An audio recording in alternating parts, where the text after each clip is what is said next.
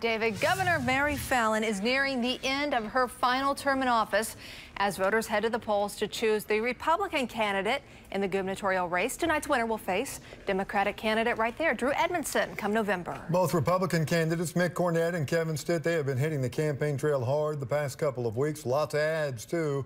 News 9's Bonnie Campo kicks off our team coverage from Stitt's campaign headquarters tonight. Bonnie? Well, Kevin Stitt's campaign says the latest poll numbers are promising. The Tulsa World had a poll just about 2 weeks ago that put him with a slight lead. Now, to get a background on him, he's known as a conservative outsider. Stitt last beat out Lieutenant Governor Todd Lamb in the primary. Tonight, he hopes to win again against former Oklahoma City Mayor Mick Cornett. Candidate Stitt made his name in private sector business. In 2000, he started Gateway Mortgage with a computer and a phone book, and now it's one of the largest private mortgage companies in the whole country. However, recent negative ads accuse Stitt of not voting for governor since 1999, saying he has shady business practices and even poking fun at his name. I just thought it was ridiculous that you're going to take somebody's last name and turn it into a curse word, and I think that backfired on him. We've been hearing from all over the state that people said, hey, they were supporting him or they were undecided. Now they're definitely with me. We've seen a lot of people flip. Now, as poll numbers continue to trickle into the newsroom, we'll keep you up to date with those from the headquarters. Live on the scene on the story, Bonnie Campo, News 9. Going to be interesting tonight. All right, Bonnie. Former Oklahoma City Mayor Mick Cornett continues to campaign for governor. He says right up until the last vote is cast. And our News 9's Aaron Brobeck has been covering the Cornett campaign for the past 2 weeks. He joins us live right there from the Tower Theater, where Cornett is hosting a watch party. Aaron? Yeah, Cornett says that he knows this race is going to be a close one, but he says he's not going to take any vote for granted. Have you had a chance to get out and vote? While Cornett campaigned in Tulsa today, his volunteers worked the phones, urging people to get out and vote. Cornett says with a race this close, every vote counts. They're calling people who are committed to us, just making sure they get out and vote. There's no question we've identified enough supporters to win, but those people have to go out and vote.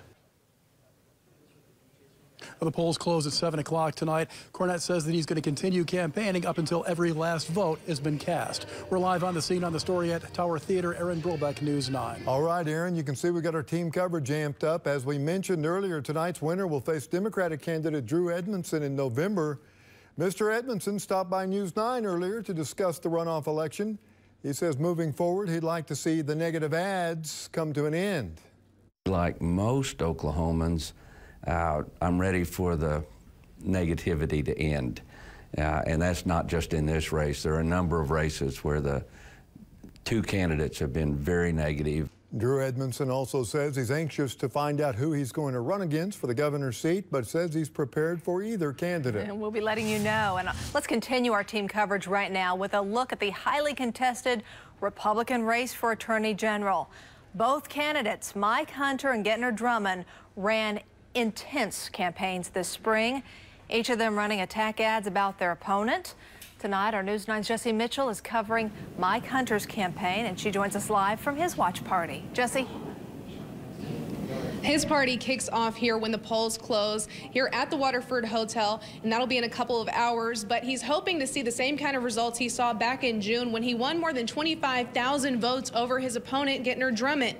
Now, back in June, that was fierce then. It's gotten even fiercer in the campaign between the two, with questions of character and ability to do the job coming into play in a variety of attack ads. Hunter told me back in June that he's simply bringing a gun to Drummond's gunfight. Some voters tell me they don't like the way these two have attacked each other, but Hunter hopes his record as AG over the past year and a half helps him edge out the competition. Now, he is expected to arrive here after the polls close. We'll be here all night following the results and bringing them to you live. Live on the scene, on the story from the Waterford Hotel, Jesse Mitchell, News 9. All right, Jesse, and despite going up against incumbent Mike Hunter, his opponent, Drummond, tells our Sylvia Corkill he believes he's got a good chance of becoming the next Attorney General.